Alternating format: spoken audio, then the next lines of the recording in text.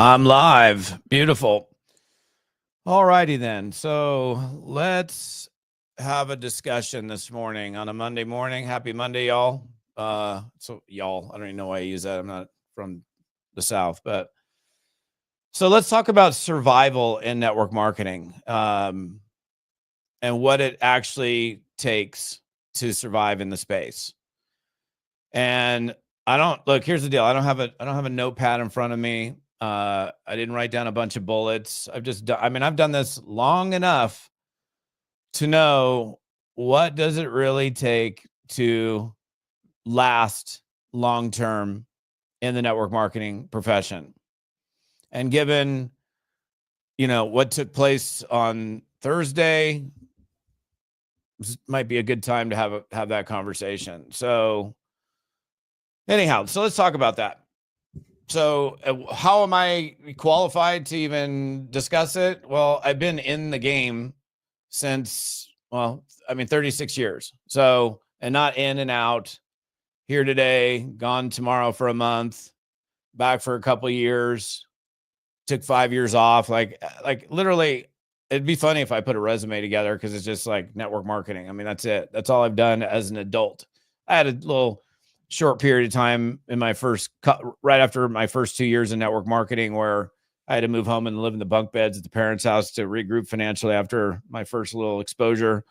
But this is all I've ever done. So I've actually kind of joked with my wife a few times, like, oh, I wonder if I could actually get a job. That would be so interesting. Like, do resumes still go? Do they still do them on really fancy paper? Like, I don't even know. I've never even put together a resume. So all right, so let's talk super straightforwardly about what does it take to survive. And I don't mean that in a negative way, but like there's so many people that come into network marketing and they don't make it, right? They don't even come close to surviving or thriving. So I'm just going to come off the top of my head on my thoughts on, what does it take to last? What is it? What that show? Like, I don't know what is it, outlast, maybe not outwit. I don't even know what that's outs are. It's how do you make it happen, and how do you make it happen for an extended period of time? Let's call it until you're done, meaning you're done working, right? So, okay, a couple things I will say first off, and I'm not going to go in any order because I don't have a bullet point list to go through. I don't have any PowerPoint. I will start off by saying I think it's super important for you to have a high degree of fiscal responsibility. And I did talk about this, I believe, on the live. I think I ended my live on whatever day it was last week, Friday maybe. Might have been Saturday, I don't recall. In fact, I'm confident I ended that live on that subject. But like, too many people in this business come in and they overextend themselves. So we've all heard this. It's not what you make, it's what you keep. And so no matter how much or how little you're making, you have to figure out a way to pay yourself first and to put that money aside.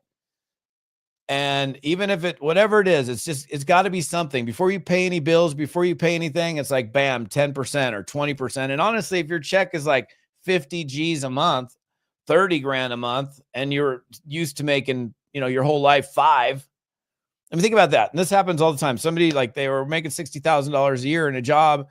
They get into the direct selling profession. They hustle. And I'll get into that in a second, what it takes to actually get to that level.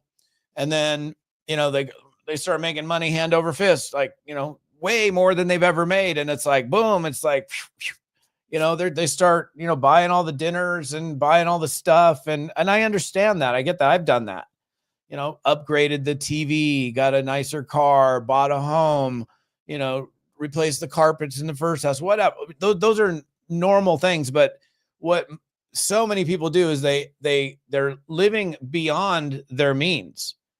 And there is no question that as your check rises, your expenses are going to rise. Now, I will say, I've got a friend of mine lives in Sacramento, California. And if he happens to plug into this, like, this dude has made millions of dollars in network marketing. He still lives in the same 1,500 square foot Rambler in Sacramento, California. I talked to him about a month and a half ago.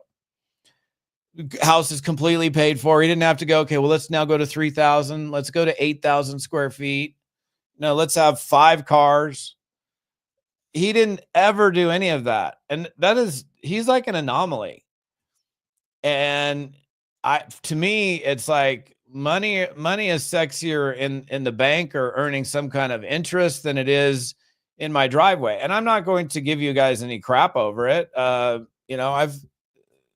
just not. But you have to, like, if you're not, regardless of your financial income situation, if you're not putting money into something that's earning, that where your money is going to work, and I'm not talking about that money going into a bank account, and I'm not going to give you financial advice on what to do with your money. Okay. Not a financial advisor, not a financial planner, but putting money into something. Because, like, here's the thing, you got to understand this. If it's in a savings account, if it's in a checking account and it's sitting there, you're actually losing money. You're not making money. I mean, yeah, okay, so it's there, but it's tiny little percentages are being clipped away, primarily through inflation. So even if it's in a low interest bearing bond fund or something like that, again, I'm not going to give you financial advice. You got to figure that out on your own. Then that's better than just sitting in the bank. And this, again, let me tell you, this money is, you don't touch it. It's not saving for your next boat, your next watch, your next vacation. This is going, like, the saving for a rainy day. And, we find that it rained pretty heavily on Thursday. Okay. And, even in the desert, I lived in Scottsdale, Arizona, where it's dry and hot and, insane. Oh, it's dry heat. Yeah, 121 degree dry heat.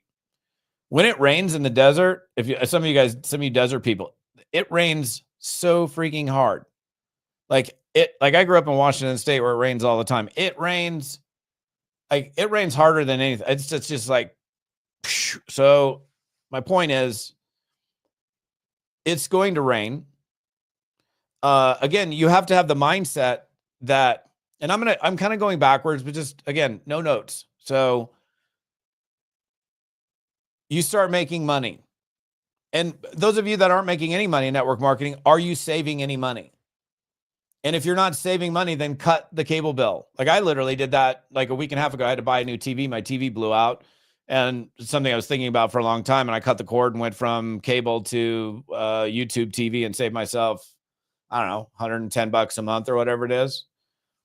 But look at, like, do a budget. Like, where's all your money going? Maybe you need to eat out less. Maybe you need to, maybe the place that you're living is too expensive. Maybe the car that's costing you $1,000 a month, which to me is a joke. Why would you have a $1,000 a month car payment? Maybe you need to have something that's $500 a month. I mean, think about that right there. If you have a car that's because you want to look cool and it's $1,000 a month, and then you swap it in and you get a car that's $500 a month, and now you're putting $500 a month away in something where interest can compound over time, and it's never too late. Those of you that are in your 50s, 60s, mid 40s, whatever, I mean, better to start early. Those of you younger folks, I can tell you right now, the single best piece of advice that I can give anybody,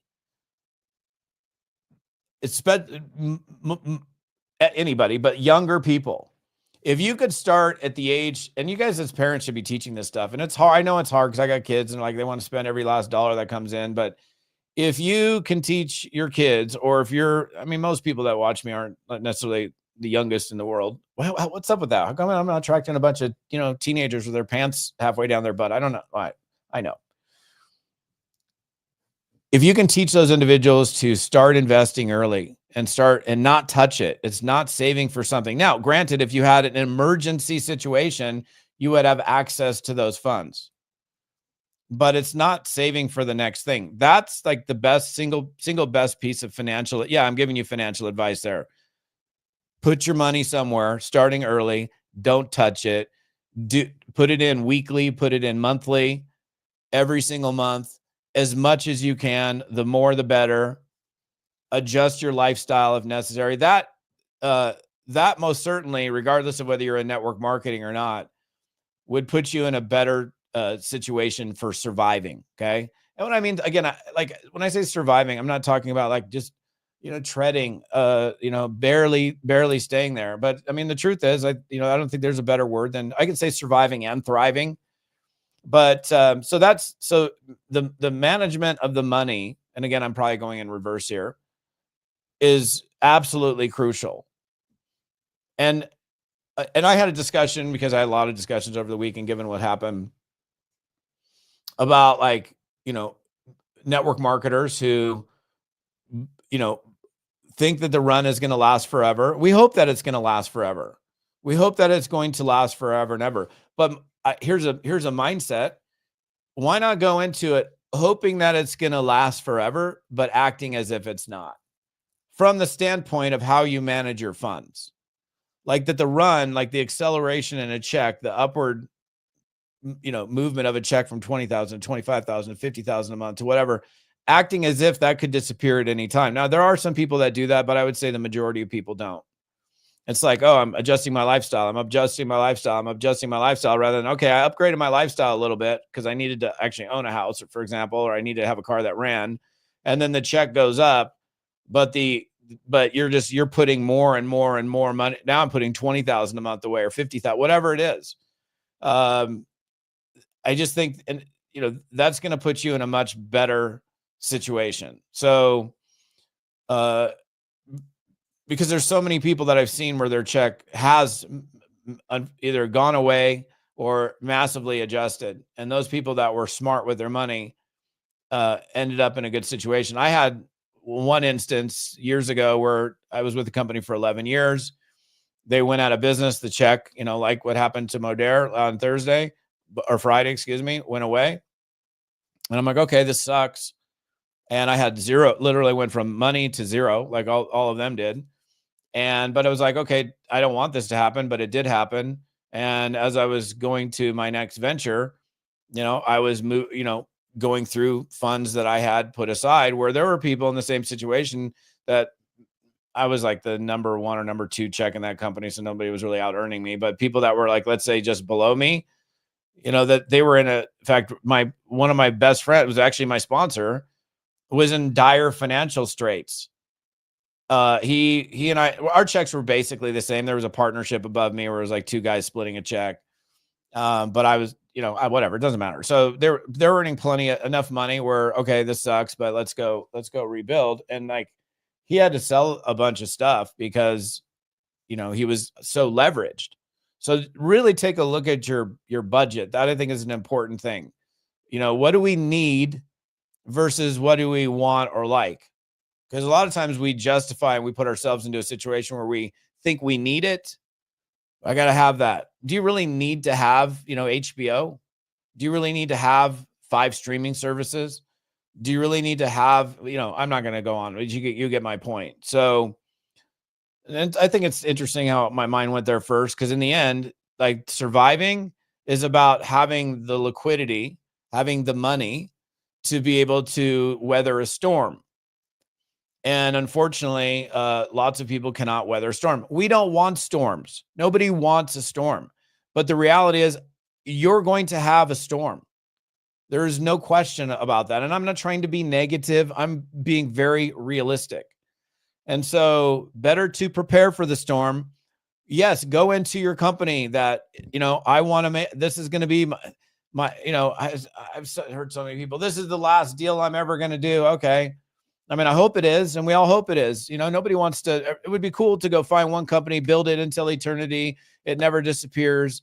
And, but the true reality is that's not the case for most people, because things happen, whatever those things are. Now I'll go back to the beginning. So when it comes to, okay, Todd, I'm listening to you here. I want to survive in this business. And my descriptor of survive is you're earning money, you're successful, that money continues, or you live you have a great life as a result of network marketing, without being too descriptive. I'm not going to put some money figure on it, some specifics on it. But that's the money that you have set aside for retirement, for rainy days, for storms, that will only occur if you get disciplined around putting the money away. And I want you to, those of you that are in this situation right now, I want you to ask yourself this question. I'll ask you this question. Are you saving anything? And if the answer is no, then this is what my financial guy did with me like 30 something years ago. Look at where every last dollar is going and figure out somewhere where you can cut it. Because at the time, and I think I mentioned this on a live recently, at the time, my first investment with this guy was like $50 a month, which is nothing. And I told him straight up, I'm like, I can't save $50 a month. He's like, bro, if you can't save $50 a month, something needs to change desperately. And I would say the same to you. If you're not able to put any kind of money aside, you need to make adjustments. Those adjustments could be earning more money or, reducing your expenses. That's the only way to do it. It's like either make more money or I reduce my expenses. I cut things out that are unnecessary and stop justifying that I think this is necessary when in all reality, it's not. So then it goes down to, and this came up a bunch of times over the weekend. Okay. So if I'm going to find a company, and I'm going to be brief on this and then go into a couple of strategies. If I'm going to find a company, I truly believe that the single most important thing that you need to consider when venturing into a network marketing business or any business for that matter, even like if you're going to get a job for a company, it's like, who are the people running the show? And that's still not a guarantee. But doing your due diligence on, hey, what's their track record been? Have they run other companies into the ground? Do they even know what they're doing? So ownership to me is number one. Yeah. And then we go into like products. Okay. So there's lots of great products that are sold through the direct selling business model, products and services. I think one very powerful, let me take a quick sip of my coffee, litmus test. And I think this is the most important litmus test on viability. And this is something, and I know I've trained on this before, but I will say this. If you wouldn't buy your product at full retail without being at all having to do with the compensation plan, then you shouldn't be selling that product. You shouldn't. There has to be a value proposition to the end user that makes sense, where they'll like happily give money in exchange for the value that they're going to get in return for the product or service. And if it's super high, and this is something that we've dealt with in network marketing, there are a lot of products in network marketing that are not cheap. And then we're competing with Amazon essentially. So what the average consumer will do, and I'm an open book. I'm not going to sit here and beat around the bush and bullshit you guys. I'm just not. So when you're taking a product to a consumer, in fact, I'll give you an example. So when I was with that company that went out of business that I was with for 11 years, all of our leadership, I ended up going to work with a friend of mine. I won't even cover that part. We all went into Zango in the early days of its run. And Zango is this mangosteen drink that comes in a glass bottle, wine-sized bottle. And it was $50 a bottle. We went through this juice run where it was like, Tahitian Noni International, Monavie, Zango. Those are the three kind of giants in the functional health beverage space. And, Zango is $50 a bottle. But then of course, Costco gets onto it and they were selling mangosteen juice at I don't even know. It was like $16.99 a bottle. So the consumer goes, what are you talking about? Like $50 versus $16? Same thing that we deal with today with Amazon. And then of course we got to sit there and go, well, we actually use the whole fruit. We use the paracarb on the outside, which is where all the xanthones are at. And we have to some of you guys know what I'm talking about. We got to sit there and try to sell the difference between what your, brand Zango is versus what, mangosteen juice and Costco is. And they had noni juice, and they had all the different juices for a time during that massive run, which is, I can't remember how many years ago now. It's been a bit, but now you got to teach your reps to be incredibly skilled to try to sell the value of how different that is. I mean, I did it. I had to do it. It's like, this is what we had to do. I can get mangosteen juice at Costco for $16.99. Why do I want to pay $50 a bottle? And unfortunately, a lot of direct sales companies are notorious for being higher priced. Now, not all of them, and a lot of them also have a justification. Like, if you truly, like, when I started in network marketing, one of the big selling features was that we had products that were, let me see, oh, Christopher joined A Team. Hey, welcome, brother. Look forward to having you. We start tonight. I know you know that. So one of the where was I going there? Dang it. So I shouldn't have looked at comments, but whatever. Let me gather my thought for a second. See, you know what? You can be a professional speaker and have a brain fart. That can happen. And that happens when you don't have notes in front of you. So, oh yeah, let me go back to that. I found it. Oh, the mind is an amazing thing. When I started in network marketing, one of the main things was that through the direct sales business model, you can find unique products that you won't find anywhere else. You can't find it anywhere else. Like, the only way for you to buy this product or anything like it is through us, through independent distributors, independent reps. But there's a lot of Me Too products out there that are in the business. Now, again, I know I'm going in some different directions, but all in all, the messaging is exactly where the title is. There are products that are, you can find the product, at Costco, at Amazon, at the grocery store, essentially, with similar ingredients. How do you sell that?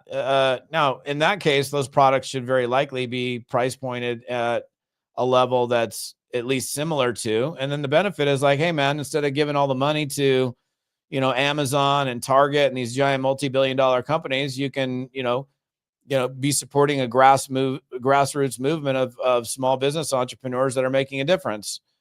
Would you rather help, your friend out, or would you rather help the billionaires become bigger billionaires? I mean, so there's, again, I don't want to digress too much or get too much in a different direction, but so the reason I brought this up is because if you're going to have a viable opportunity, and the only reason you have any opportunity, and I don't think a lot of people understand this, the only reason the company that you're with has an opportunity, a financial opportunity attached to it, is because the thing that you're selling, there is a value exchange. Like, we're selling this product that helps people lose weight. When they take this product, they get results on it, and they feel better. Or let's say you have an energy product or a sleep product or any product. It's the value that they give in money. They feel that they get a higher degree of value from the product or service that they're using or consuming than what they paid for it. And because they're getting that positive value exchange, and the product is, if they're using it, is getting them a result, that's the one and only reason why you have a financial opportunity. If you're marketing air, if you're marketing crap, if you're marketing something that provides zero value whatsoever, you do not have a viable financial opportunity. And if you're marketing a product where people are happily and willingly purchase that product or that service at full retail and not blink an eye about it, then you truly have something that can work in the marketplace. So this goes all down to the consideration of, when picking a network marketing company, ownership is more important than product. Ownership is more important than compensation plan. Ownership is more important than everything.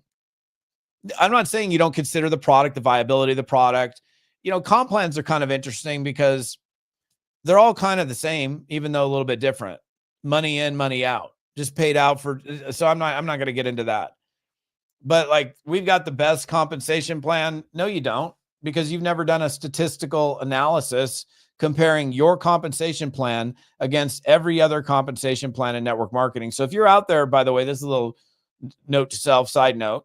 If you're out there pitching your business as the greatest compensation plan, since sliced bread, you're making yourself look stupid, because nobody ever has done an analysis. And if they did, you'd find that, oh yeah, most of them are kind of similar. They're all kind of within a range. Some pay a little more, some pay a little less, some pay a little bit more with customers. They're all right around the same. I'm not saying, if we take two companies, one comp plan could be better than another. So they're not totally equal, but sitting here having all this focus on the compensation plan is silliness. I mean, I've had people literally pitch me just on the comp plan. Oh, we got an 8x12 force matrix with a spinning level twist, infinity payout bonus. I'm like, dude, you didn't even tell me anything about the ownership, the company, nothing. Why was the company founded? How did the what discovery did they have, which led them to like being on a mission to create a product that, I mean, it's comp plan. I mean, it's just dumb, it's stupid. So surviving. When you start in a network marketing company, here's another thing. And I made this mistake. When you start in a network marketing business, I'm going after you part-time people real quick. Okay. Let me take another sip of my coffee. When you start in a network marketing company, I know you want to make big bucks super quick. I know you want to quit your job. I mean, most people do, right? Not everybody. But like, bailing out on your job before you've proven to yourself that you can make money in network marketing is a poor decision. Like, I'm going to quit. I've coached so many people away from quitting their job. At some point, yeah, if you want to quit your job and go full time, I mean, a lot of people take that step, but don't take that step until you've proven to yourself that you can make money consistently on a residual basis over and over and over again, where the income is reliable. Like, okay, so my first big check that I earned was, I earned a check of like 13,000 and change. I know it was 1-3 with a comma. I don't remember the rest of it. Doesn't matter. But the next month, the check was like 300, because at the time I was selling water filters.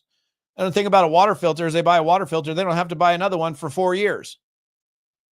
So there was no degree of residual. Now the product was great, and people were happy to pay $179 for a countertop 50C unit from NSA with a little heart in the logo, but they didn't have to go buy another one for 4 years.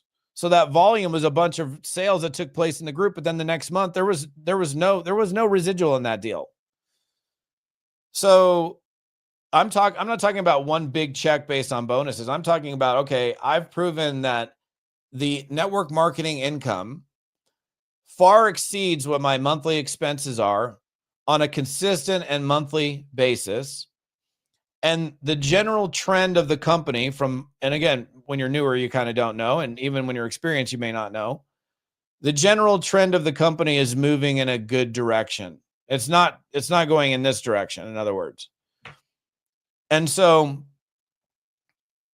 that'll prevent you from having those kinds of issues, is, keeping your job longer than maybe you anticipate. If you want to speed up getting out of the job, then this is the reason why a majority of people, and I do mean a majority because it is, a majority of people do not make it in network marketing. What am I going to sit here and be like, oh yeah, 80% of the people that join network marketing make big bucks? I'm not going to sit here and lie to you. The reality is, a majority of people that get a distributor ID number and join a network marketing company, they don't make it. Is it the odds are stacked up against them that they're not going to make it because there's something wrong with network marketing? No. The reality is, and I've had enough conversations, and I most certainly have enough experience in this space to know the real truth. The real truth is, they don't come in and apply themselves consistently enough over a long enough stretch of time, doing the right activities in order for them to yield a result. That is the truth. I mean, I'm talking majority here. Yeah, there's exceptions where somebody comes in and they're just simply not cut out for network marketing. So don't do this either. Don't be out there saying network marketing's for everybody, because you're lying. I mean, you might think it's the greatest thing and you think everybody should be on this product, but network marketing is not for everybody. So stop telling people that it is. It requires there's some things that it requires. It requires a degree of discipline. It requires your ability to be a self-starter. It requires a high degree of resilience. It requires you, like, again, bouncing back from a setback. Like, okay, so my computer's turned off there, but when my monitors are on here, those are all stock charts. So I'm heavily investing time and learning to day trade stocks. And the reality is, with stocks, most people lose money. I'm talking about day trading, right? Getting into a stock, first or second pullback, making 10, 12 cents a share, being out. Most people lose money. Why? Because of discipline, breaking their rules. And I'm not going to go into that, but it's so the same thing in network marketing. The reason people don't make money to begin with is they don't do the work, which, again, and I'm not going to do a big pitch here, but I'm just going to tell you, A-Team, the reason I've run A-Team for 16 years is to help people get into the right kind of action, because they kid themselves into thinking that they're doing the right kinds of action, but in all reality, they're not. And so this is a very disciplined, focused coaching program. We start tonight. You're welcome to come on board if you want. Let me just look at something. I'm going to finish my point, because I didn't even come on here to talk about A-Team this morning, but let me just change this real quick. 1 second. Where's my banners? There it is. Okay, there's the link. You can get in. We start tonight. So check this out. So if you're going to make it in network marketing, you have to figure out a way to get yourself into action, get past your fears. There are hurdles that you're going to need to get over and get through. You can't allow yourself to succumb to your fears, your lack of, self-confidence, your lack of skill sets. A majority of people that, if they were to apply themselves, can figure it out. Now, again, because I've used the term majority, a majority of people don't make it in network marketing to begin with because they don't apply themselves. I also said that network marketing is not for everybody. There are people that are simply not cut out for it for any number of reasons. It could be that they aren't willing to push through their fears. They just allow their fears to rule them instead of facing fear one step at a time. There are also people that and I'll be nice, I'm going to try to be nice here, from a social standpoint, they're just awkward.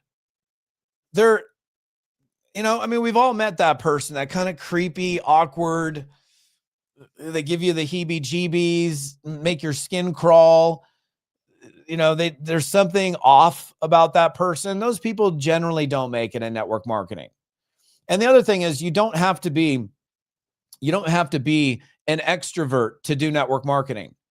For the most part, I would say I'm an extrovert. I'm definitely an extrovert naturally. The older I've gotten, the more I have no problem being completely introverted. That means I can come here and, deliver for you guys script free, bullet free, note free.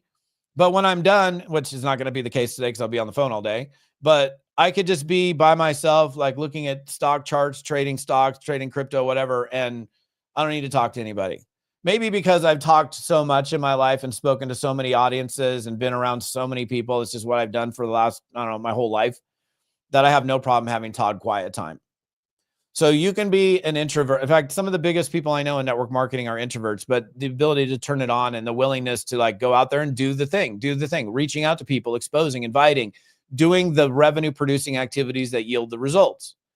So you'll never make it in network marketing if you can't get yourself into action.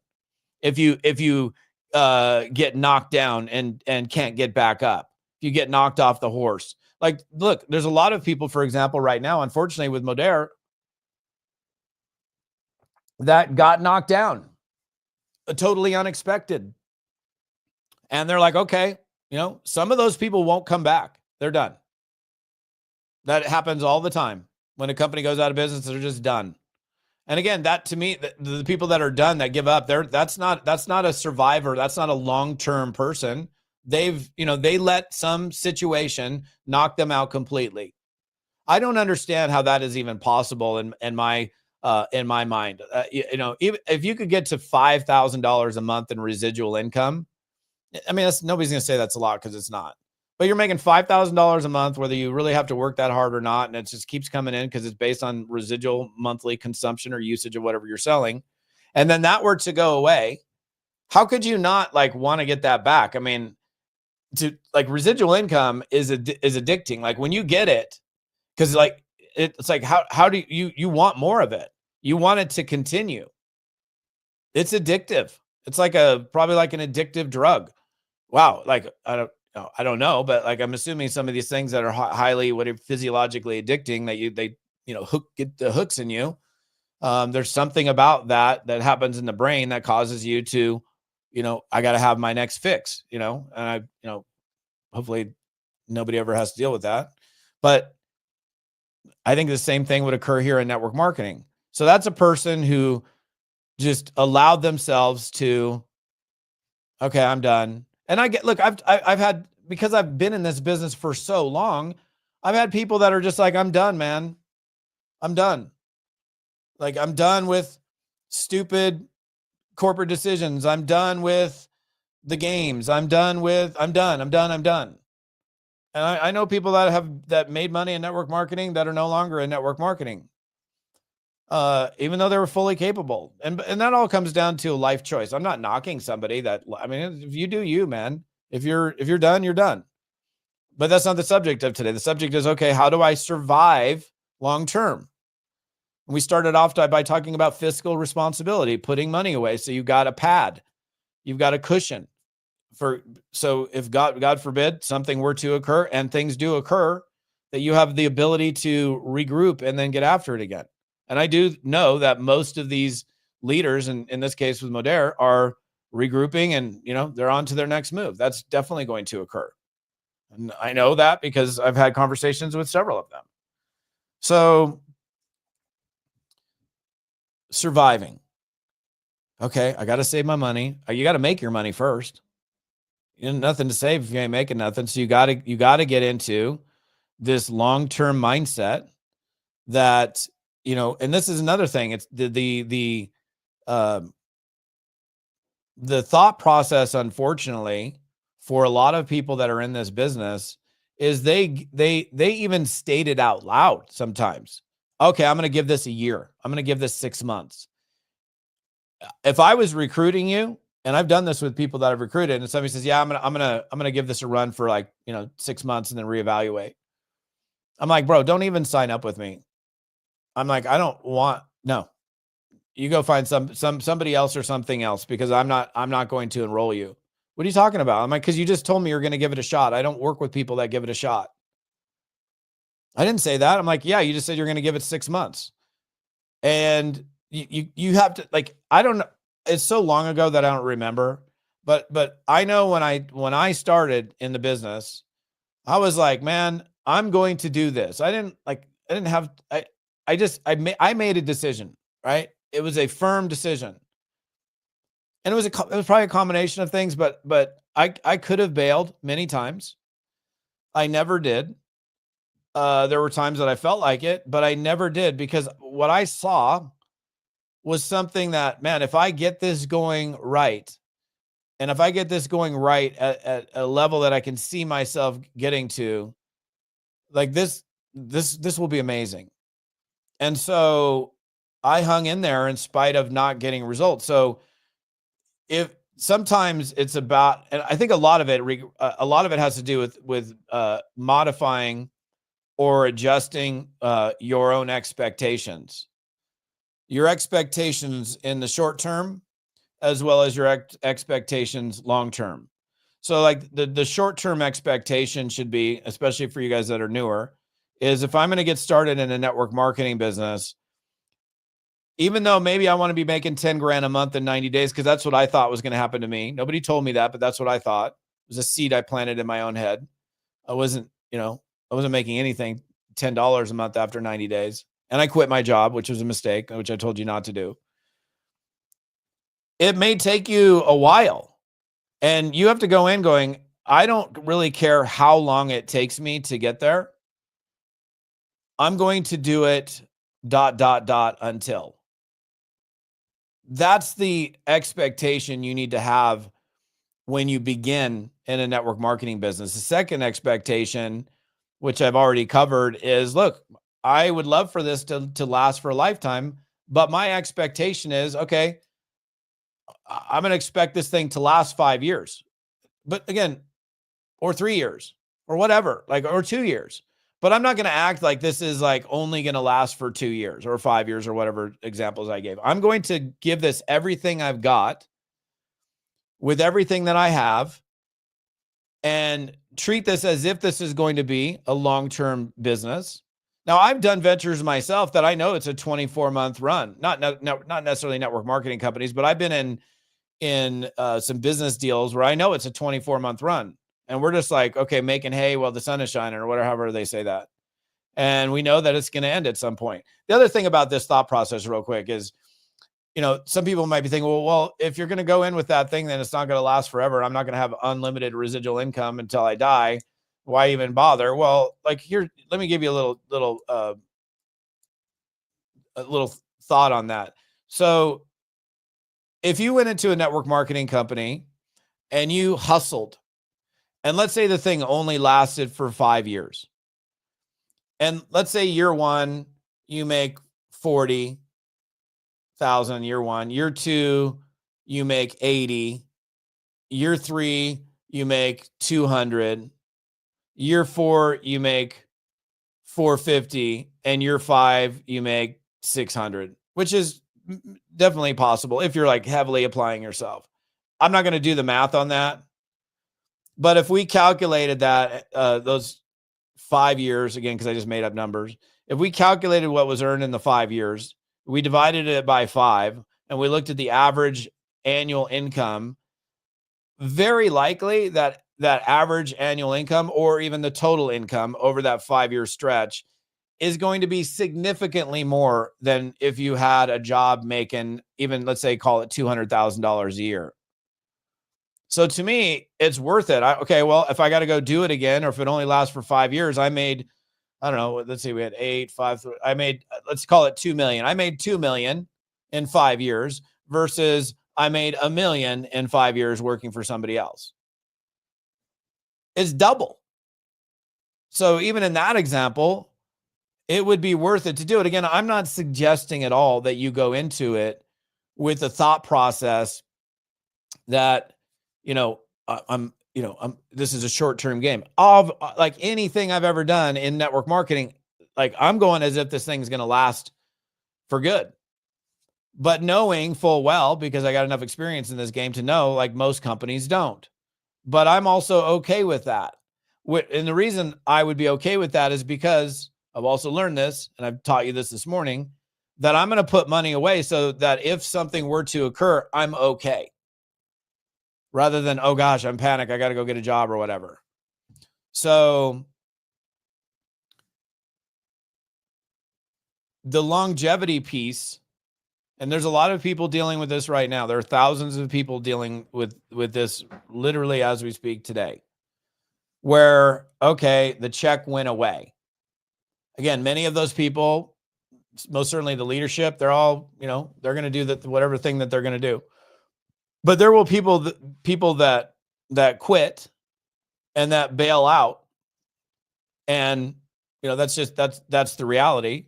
But if you have this long-term thought process, let me back up for a second. If you're a person that didn't yet have the time to save the money, you were okay, because there's a lot of people that probably started 6 months ago or 3 months ago or a week ago in that company, and they didn't even hardly get started. Well, or somebody in a situation where they're only making $3,000 or $4,000 a month, but that's how they were paying their rent. That's how they were paying their bills. And then that went away. A lot of those people are probably going to have to go, if they quit their job, they're going to have to go get work short term. And that's okay. There's nothing wrong with that. You got to do what you got to do. My first 2 years in network marketing, I made no money, piled up debt, had creditors chasing me, moved home, moved in the bunk beds at my parents' house, took a job at their radio station, sold advertising as an account executive to regroup. But within 3 months, I found another network marketing company, and I was pursuing that part-time. Second time around, I just did it differently. I did not bail out of my, the source of income that was paying the bills until the income in network marketing not only surpassed it, but it far surpassed what I was earning full-time in a job for a long enough period of time where I go, okay, this is working. So, the going back to the job thing for a second, you have to look at your pathway and taking off in a network marketing company as if you're in a jet and you're full throttle and you're taking off, and the runway is only so long. So if you ever notice on a plane, they don't go 5 miles an hour to the end of the runway. They have to get enough speed, whatever that is, enough velocity where, I don't understand anything about, lift, whatever, it doesn't matter, where the plane is going fast enough where it can take off before the runway ends. We've seen examples of like a plane trying to take off in some drug mule movie where they're taking off in some dirt runway in Costa Rica or wherever they're at. I'm thinking of a Tom Cruise movie. He's trying to take off with 1,000 kilos of whatever he's taken. And, the plane's got too much weight and trying to take off before he hits a tree. Your runway here is the money that you have in the bank, as well as the money that you're earning in your job. So if you run out of money because you quit your job, or I've seen this happen, people are like, oh, okay, I've got, and I always ask this question, like, okay, how long can you live with zero income? Well, I got 6 months. I'm like, not long enough. I got 5 years. Okay, long enough. I mean, you wouldn't have to adjust your lifestyle at all for 5 years. Nope, wouldn't have to adjust it at all. Nothing would change, and I can easily live for the next 5 years. Well, in that example, I might advise somebody, okay, well, I'm not saying you need to go get a job, but I think you got enough runway. But too many people do it with like, a 50-foot runway. That's one of the dumbest decisions you can make. And I'm not going to do it because this thing's been long already this morning. I can give you countless examples of situations where that's occurred. So the other thing, again, I don't have notes for this, you guys. So if you're going to survive in this business, you have to be able to weather different storms. You have to become thick-skinned, regardless of whether it's a company that closes their doors without any notice or a leader that bails your deal or your company gets raided by another company. You got to be able to weather those storms, not only financially, but emotionally. So the reason a lot of people don't make it in this business is because either they get wrecked financially, and I want to be clear on that. They didn't get wrecked because the company wrecked them necessarily. Like when somebody says I got burned in network marketing, you didn't get burned. It's not like they ripped you off and ran off with your money. I mean, we could probably say to some degree they got burned with Modere, but they had VC money in there. The company was in debt. Things were not really, even though they had some good months leading up to what happened on Friday, things were not in an A+ situation, because if they were, the deal would have never, that would have never occurred. So we've got to handle the financial trials that occur. And the only way to handle the financial trials as they occur for you to live another day is to not get wrecked financially. And that comes down to smart money decisions. Then there's the entire emotional side of it, which I've coached so many people through over the years, where they get wrecked emotionally. where they just can't handle it. Like, and what's interesting, going back to like these screens that are off behind me, and this is new for me. This is within at least the last like 15, 16 months. I've invested for a long time, but not day trading. The thing that's interestingly enough discussed a ton more than fundamental analysis, technical analysis, is mindset. Like your emotions, being able to handle your emotions is discussed more than almost anything in any of these books and trainings that I've gone through on day trading. And so you have to be able to weather these emotional storms. And I'm not going to define all of them. There's a bunch of them, but like, you got to be able to, okay, well, that sucked. The prospect was mean, or the person bailed, and, or I can't get along with this person, or what, all the different, again, I'm not going to define all of them, but the emotional side. So there's financial, and then there's emotional. So the business is amazing. Okay. The business model is amazing. You can get into a company for very little money, find something that turns you on, some product, some service, something that you're like, I can see myself getting behind it, and, go tell the world about it, and go build an amazing business around it that provides you tons of freedom and flexibility, and very likely much more income than you would in most other occupations, with, again, the freedom, the time freedom to, I don't even know what it's, I've never been on the corporate side of a network marketing company, never will. Because I just don't see myself walking into an office every day. And if I can get, it's not like I don't have discipline. I've got definitely discipline. You need to have discipline. You need to get up and get after it. So anyhow, again, I don't have one big giant at the end of this thing. I just want to have a discussion with you guys this morning. I was running some errands. I had to go drop off something at the post office for Taxman. And I just had this thought, the thought survive, the word survive came into my head. And so I figured I'd pop on here for actually what appeared to be a much lengthier live than I typically do. But again, you see the link in front of you, or the words in front of you. My A team starts tonight. This is go day. So I'd love to have you. I know I can help you do more, produce more, have more confidence, get more done, earn more. But only you can make the decision whether you're like, hey, do I think this guy can help me?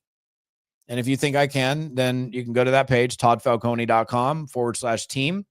And you can join us tonight. My assistant will get all the information for you. It's 12-week, 90 days.